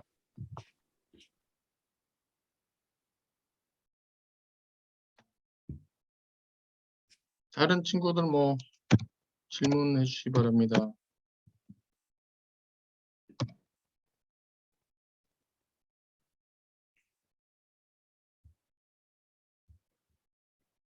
자, 따로 없으면은 10조 할까요?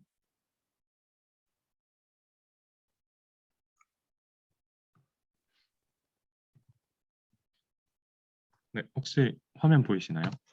네, 보입니다.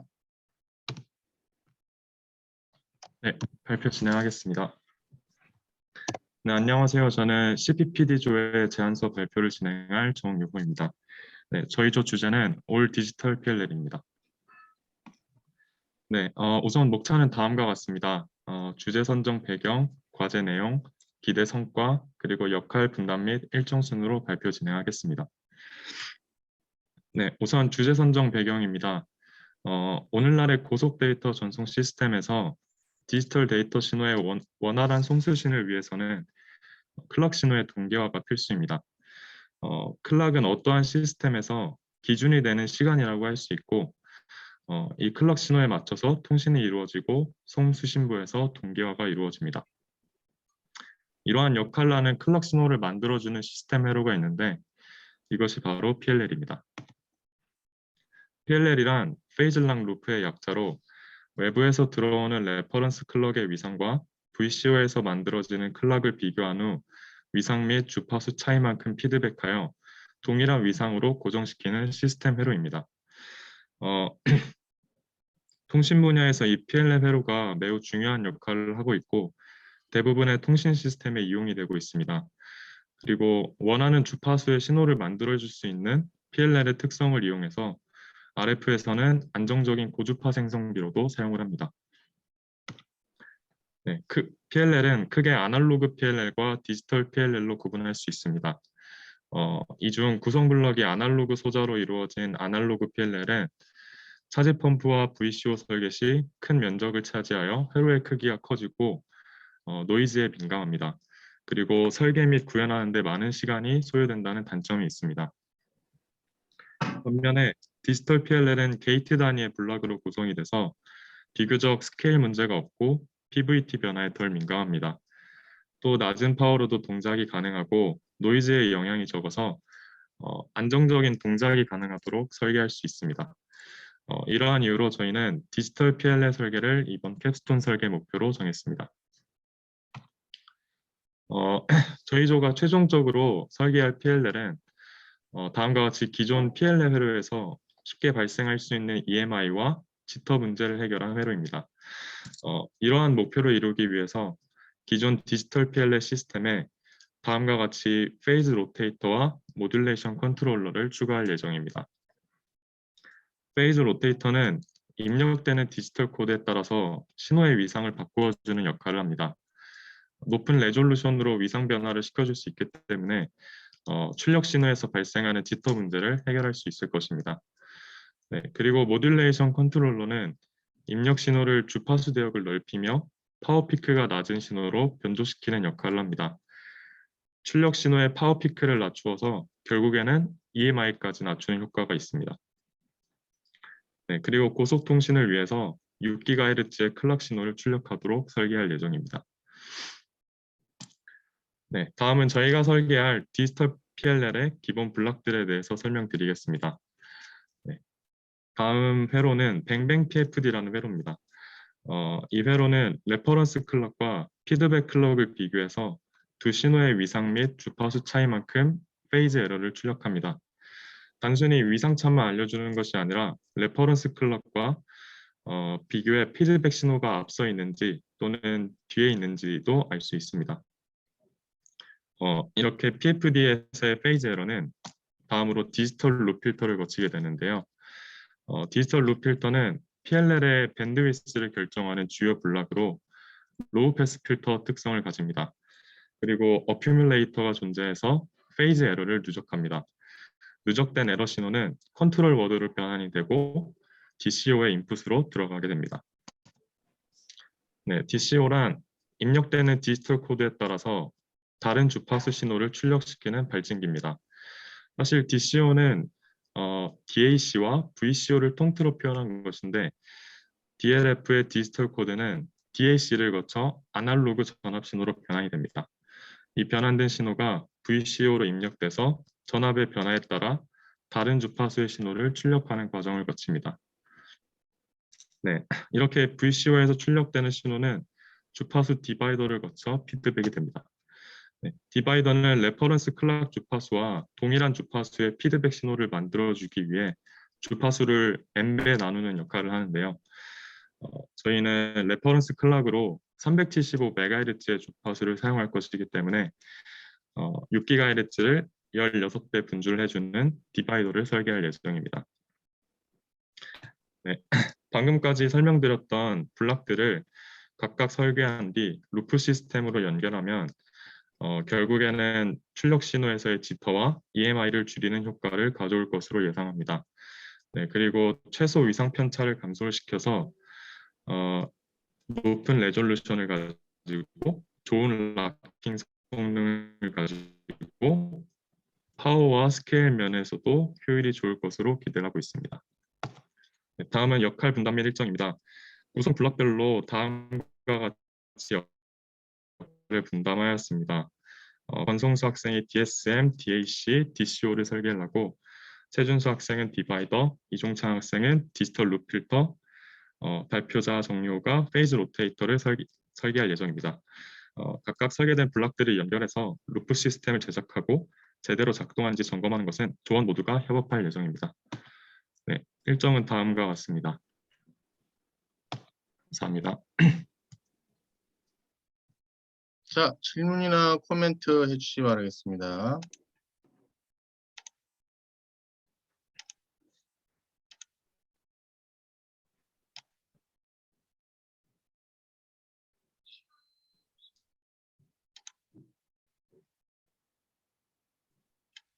질문이 없나 봐요. 자, 그러면은 그 코멘트 각자 쓰는 시간을 드리도록 하겠습니다.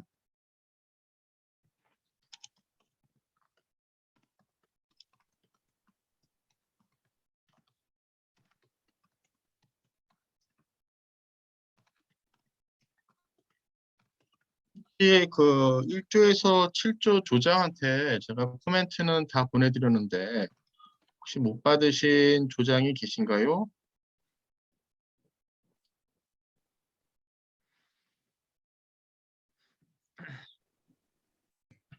질문 하나만 드려도 될까요? 누구한테? 그 발표자분한테. 우리 5월 디지털 PLL? 네. 그래요. 정윤호 씨 대답해 주세요. 저희 회오른 혹시 그 FPGA로 설계가 들어가는 건가요? 아니면 따로 저희 투자는 투자를 스펙터로 네. 네, 스펙터 사용할 예정입니다. 네, 알겠습니다. 네.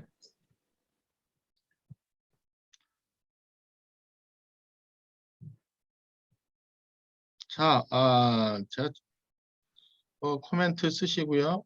아까 얘기한 대로 1조에서 7조까지는 제가 조장님들한테 코멘트 온 걸 다 보내드렸고요. 8조에서 10조 조장님은 제가 좀 이따가 보내드리도록 하겠습니다. 혹시 시간이 이렇게 많이 남아가지고 그 11조에서 22조 중에 오늘 발표를 혹시 하실 만한 조가 없으실까요? 없나 보네. 자, 그러면은 오늘은 여기까지 하는데 제가 뭐 4학년들이고 하니까 한 가지 코멘트를 좀 하도록 하겠습니다. 발표에 대한 걸 제가 쭉 봤는데 4학년들에서 차분하게 잘하긴 하는데 아직도 발표 자료를 보면 조금 좀 프로에 가깝지 않은 냄새가 좀 나서 4학년이면 좀 자료 만드는 것도 성의 있게 만들어야 될 것 같은 생각이 들고 제가 여러 번 발표하는 거 이거 그대로 지금 녹화를 해놨는데 그냥 유튜브에다 올려가지고 업체 사람들한테 좀 보라고 해서 야, 이런 거 하는 친구들 좀 뽑아갈 수 있는 사람 뽑아가. 그렇게 할 예정입니다. 뭐 11조서부터 22조도 마찬가지고요. 그래서 항상 언제 어떻게 내가 취업할 수 있는 기업하고 연계될지는 모르니까는 항상 다 최선을 해주시길 바라겠습니다. 그리고 뭐 얼떨결에 제가 지금 하다 보니까 그 아니요.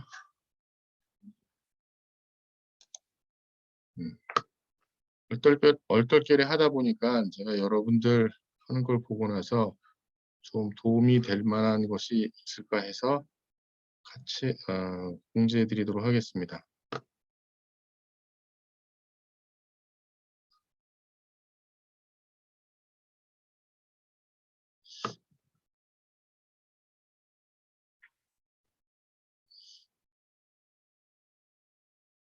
자, 요게 뭐냐면 그 아마 시스코라는 회사는 여러분이 들어보셨을 테고 4학년이니까 뭐 그 시스코에서 운영하는 자격증이 뭐 CCNA 자격증, CCNP, 그다음에 사이버 옵스라는 자격증이 있습니다. 우리 학교에서 올해부터 이제 이걸 개설할 수 있게 돼서 4학년들은 사실 크게 대상은 아니고 저도 뭐 개인적으로 지난 겨울 방학 때까지 4번의 방학 동안 이 자격증을 따느라고 공부하느라고 저도 힘들었습니다. 근데 일단은 제가 뭐 다른 교과목에서 IoT라는 과정을 하나 개설을 해서 운영을 하고 있어요. 이 IoT라고 하는 과정 자체는 그냥 뭐 그냥 인트로덕션 쪽에 해당하는 내용이에요. 보시게 되면 뭐 everything is connected, everything become programmable, generate data, automated, secured, 그다음에 뭐 opportunity라고 되어 있는 건데 양은 많지가 않는데 제가 이걸 다른 교과목에서 어저께 처음 강의를 시작을 했습니다. 그래서 다른 강좌하면서 중간중간마다 하는 그런 건데 뭐 간단하게 좀 보여드리면 이렇게 되어 있어요. 교육과정에 대한 거지. 그러면은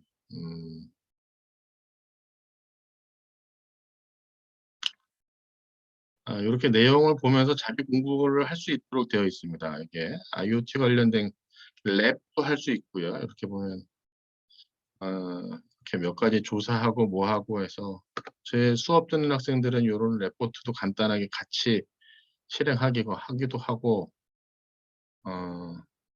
그다음에 뭐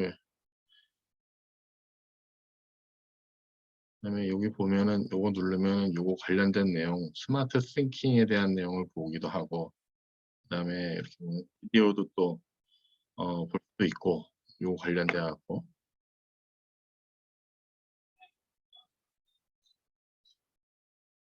그다음에 요거에 여러분이 자막도 이게 한국어도 돼입니다. 이거는요.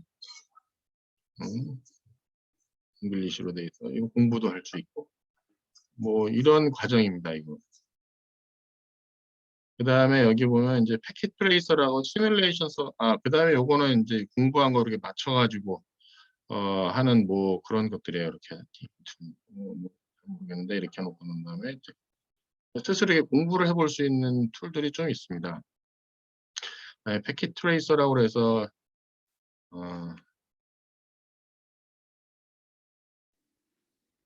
이거는 뭐 인스톨하는 과정하고 쭉 나오는 뭐 이런 과정인데 혹시 뭐 이거 관련해 가지고 그다음에 이걸 다 하고 나면 또 뭘 하냐면은 퀴즈를 봅니다. 그냥 하는 게 아니라 여기 보면 이제 퀴즈를 보셔야 돼요. 퀴즈 다 보고 이제 파이널 시험까지 보게 됩니다. 파이널 시험까지 보게 되면 이제 서티피케이션을 받게 되는 뭐 그런 과정인데 제가 혹시 이 과정을 엑스트라로 그냥 듣고 싶다라고 하면 제가 여러분 여기 아이디 패스워드를 만들어 드리면은 와서 이제 수강을 하시면 되고요. 그다음에 강의 자료는 제가 줌으로 전부 다 강의를 하기 때문에 수업 끝나고 나면은 그냥 보내드리고 개인적으로 공부를 하실 수 있도록 그렇게 이제 하시면 됩니다. 그다음에 아까 이제 보안 쪽 관련된 얘기를 해서 제가 말씀드리는 건데 여기에 보게 되면 코스가 정말 많아요. 정말 좋은 코스들이. 근데 지금 제가 여기 하는 것은 IoT 과정이라는 것이고 요 IoT 과정에 인트로덕션 투 IoT라는 것을 하는 거고 그 외에도 되게 한 것은 많습니다. 근데 아까 그 보니까 사이버 시큐리티 쪽으로 여기에 주안점은 뭐냐면 네트워크이죠. 원래는 여기에 주안점은 이 CCNA 이거죠. CCNA 요 세 가지 과정, CCNP 요 과정에 대한 거를 한 거고 근데 여러분들한테는 뭐 특별하게 지금 하기엔 이게 되게 양이 많아요.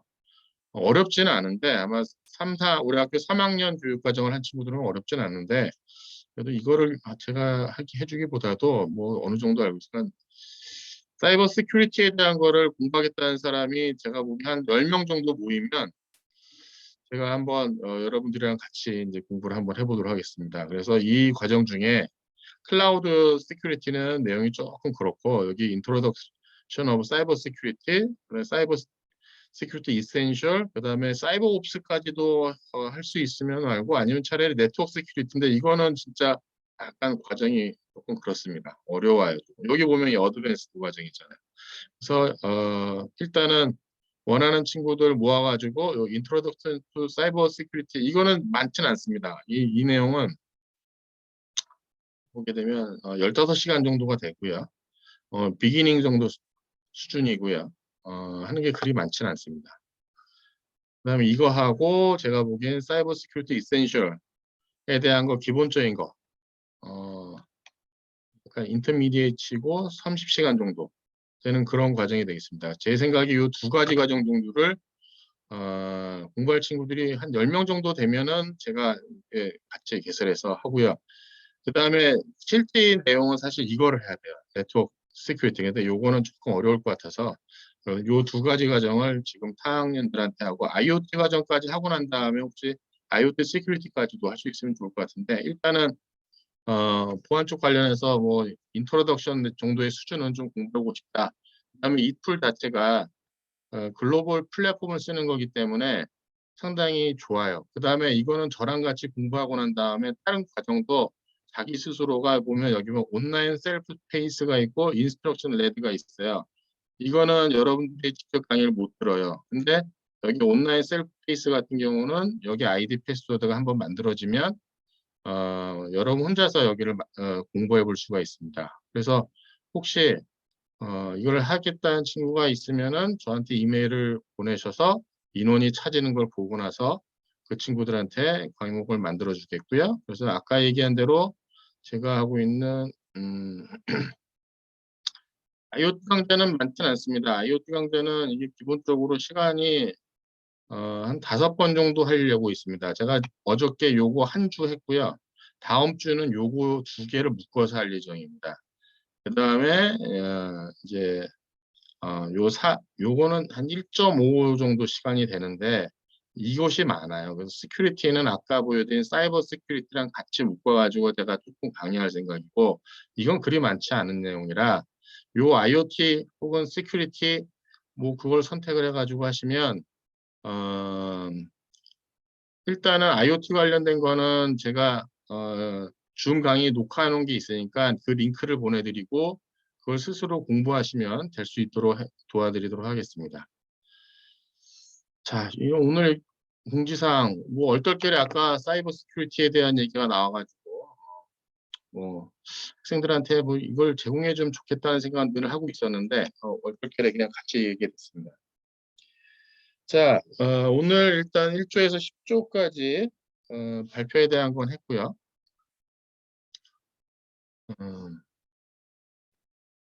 1조에서 10조까지에 대한 발표는 다 했고요. 다음 주는 11조에서부터 22조까지 이제 발표를 하도록 하겠습니다. 그래서 뭐 발표 자료를 제가 따로 업로드 받거나 그러진 않을 테니까는 그거는 여러분들이 잘 만지는데 제가 주로 이렇게 보는 거는 발표 자료를 보고 나서 그다음에 발표하는 사람이 어떤 방향으로 가는가에 대한 내용을 갖고 나서 저는 설명을 들었는데 뭐 잘 발표들은 했어요. 근데 조금 아쉬운 점이 뭐냐면은 팀원이 하는 건데 팀이 하는 건데 팀이 팀 구성원들끼리 하는 건데 팀이 전부 다 같이 한다라고 하는 거는 약간 좀 어폐가 있는 것 같아요. 그래서 자기의 업무 분장에 대한 걸 맡아가지고 하고 있고 사실 업무 분장한 내용이 나중에 여러분이 그 어디 면접 가거나 했을 때 그거를 얘기하는 게 주 내용이 돼요. 그러니까 딴 친구가 한 거를 자기 것처럼 얘기하는 거는 금방 표가 납니다. 내가 노력한 거에 대한 걸 가지고 나서 설명할 수 있는 기회가 바로 여러분 취업하거나 진로할 때에 대한 내용이기 때문에 내가 하고 있는 거는 좀 구체적으로 잘 설명할 수 있기를 좀 바라겠습니다.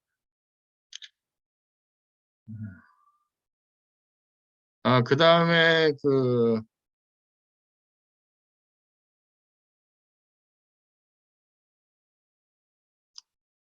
한 친구 코멘트 작성은 제가 따로 시간 열어주거나 그러진 않고요. 아까 시간 정해서 딱딱해서 이미 조장들한테 다 보냈습니다.